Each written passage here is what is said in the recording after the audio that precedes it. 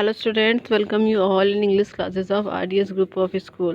So class, today I am going to teach you our last lesson of English grammar. After that your all syllabus of English is completed, and I hope you all are doing your work.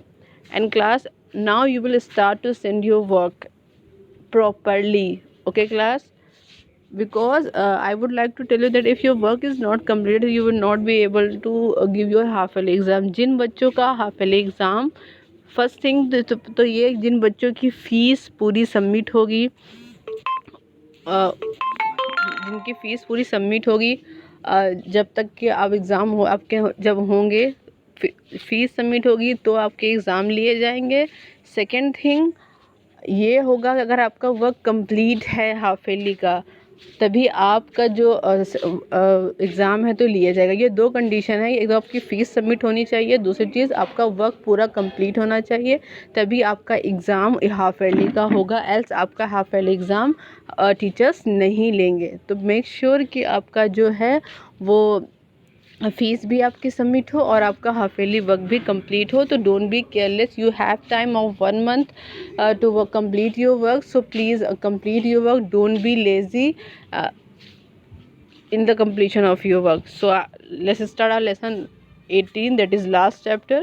First of all you will mention your page number, your date, then you will mention your thought, that is everyone's life is full of interesting event. हर इंसान की life जो होती है वो बहुत सारी stories, बहुत सारी इवेंट से फुल होती है, भरी होती है. ठीक है, उसके बाद आप लिखेंगे लेसन 18. और लेसन 18 क्या है आपका? बायोग्राफीज़. क्या है आपका? बायोग्राफीज़. जो आपकी हेडिंग है वो क्या है? बायोग्राफीज़. अब बायोग्राफी क्या होती है? देखिए बायोग्राफी क्या होती है. Biography is a story of a real life written by someone. किसी एक इंसान की स्टोरी जब कोई दूसरा इंसान लिखता है तो उसे हम क्या बोलते हैं? बायोग्राफी. जैसे मेरी लाइफ की स्टोरी है और लिखी किसी और ने है उसके बारे में, जैसे APJ अब्दुल कलाम की लाइफ की स्टोरी है और किसी और ने लिखी है. तो जब किसी और के लाइफ की स्टोरी कोई लिखता है तो उसे हम क्या बोलते हैं? बायोग्राफी. क्या बोलते हैं हम?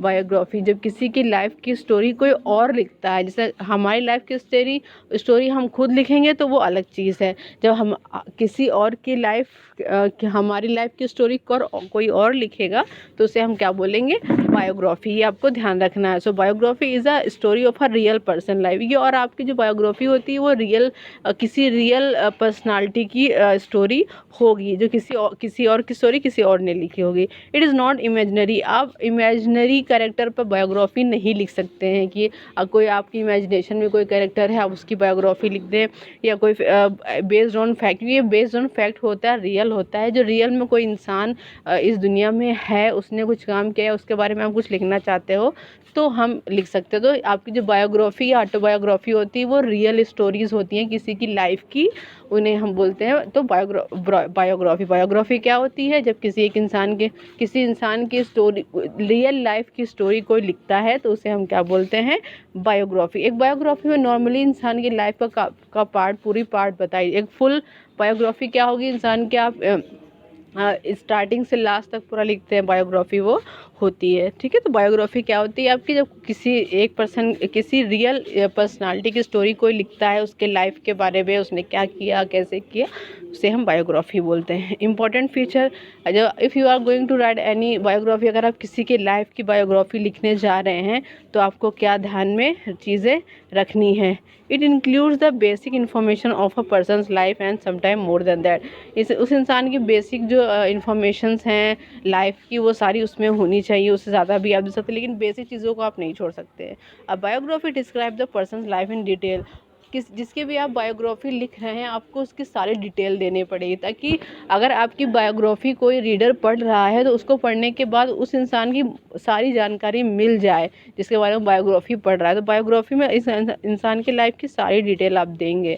It should include the person important achievement. और अगर उस पर्सन ने लाइफ में कोई बहुत बड़ा वर्क किया है, कोई बहुत बड़ी अचीवमेंट है उसकी, तो उसको ज़रूर आप डिस्क्राइब करेंगे. It should include the person. While writing a biography, no extra information should be included based on one's imagination. आप कोई भी इमेजिनेटिव इंफॉर्मेशन आप बायोग्राफी में नहीं देंगे. जितना भी रियल है, जो चीज़ हुई है उसकी लाइफ में, वही आप लिखेंगे. ठीक है। उसके बाद दूसरी हेडिंग, तो ये हो गया आपका बायोग्राफी के बारे में। एक होता है आपका, क्या होता है, ऑटोबायोग्राफी। क्या होता है, अब इसके बाद आप हेडिंग लिखेंगे ऑटोबायोग्राफी की। क्या लिखेंगे, ऑटोबायोग्राफी। ऑटोबायोग्राफी जो होता है वो बायोग्राफी का अपोजिट होता है। बायोग्राफी में क्या होता है कि स्टोरी किसी और की होती है और लिखता कोई और है, और ऑटोबायोग्राफी में क्या होता है, जैसे हमारी लाइफ की स्टोरी के बारे में हम खुद लिखेंगे तो वो ऑटोबायोग्राफी होगी। सपोज अगर आप अपनी लाइफ के बारे, जैसे आप अभी तो छोटे हैं, जब बड़े हो जाएं आप अपनी लाइफ बहुत कुछ, जब अपनी, फिर उसके बाद अपनी ओल्ड एज में आप अपनी पूरी लाइफ की स्टोरी खुद बता रहे हैं तो वो ऑटोबायोग्राफी है। अगर आपकी लाइफ की स्टोरी कोई और उस पर लिख रहा है या बता रहा है तो वो आपकी बायोग्राफी हो गई। ठीक है, डिफरेंस समझ में आया ऑटोबायोग्राफी और बायोग्राफी में। बायोग्राफी में जैसे कि आप हैं, सपोज अपना ही एग्जांपल लीजिए तो आपको समझ में आएगा कि जब आप बहुत बूढ़े हो जाएंगे और अपने लाइफ जो भी किया है उसके बारे में आप खुद लिख रहे हैं। हम जब एक इंसान अपनी लाइफ के बारे में खुद लिखता है तो वो ऑटोबायोग्राफी होती है।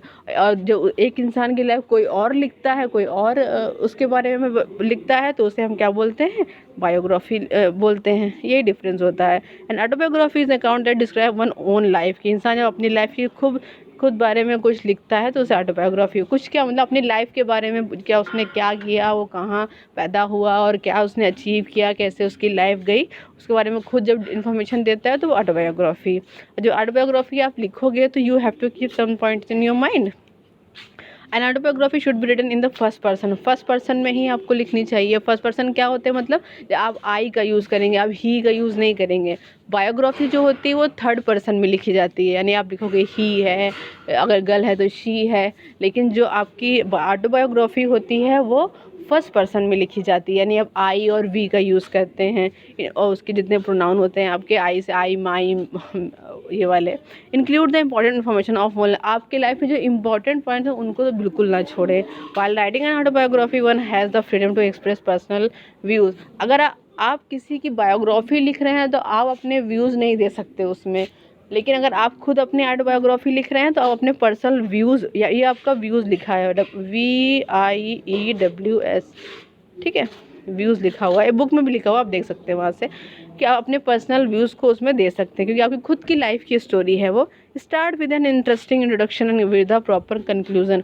और जब अपनी ऑटोबायोग्राफी की स्टार्टिंग करें तो अच्छा इंट्रोडक्शन आपके बारे में दे, ऐसी इंट्रोडक्शन दे जिससे आपकी लाइफ को एक ब्रीफ उसका इंट्रोडक्शन मिले। तो आपकी स्टार्टिंग बहुत अच्छे से करनी चाहिए और उसका लास्ट में जो कंक्लूज़न दें, जहाँ पे एंड करें, उसको भी बहुत अच्छा लिखना चाहिए ताकि रीडर जब आपकी ऑटोबायोग्राफी पढ़े तो उसके माइंड में कुछ ना कुछ रह जाए।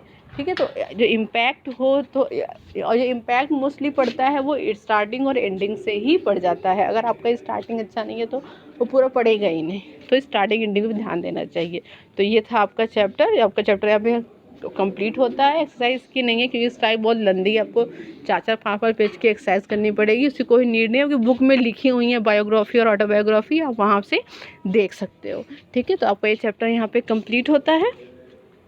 इसके बाद आप नेक्स्ट पेज पे सिलेबस कंप्लीटेड भी डाल सकते हैं। तो यहाँ पे ये कंप्लीट हो गया बायोग्राफी और ऑटोबायोग्राफी के क्लास। सो अपना अच्छे से वर्क कर लीजिए और इसके बाद जो आपका रिवीजन स्टार्ट हो जाएगा।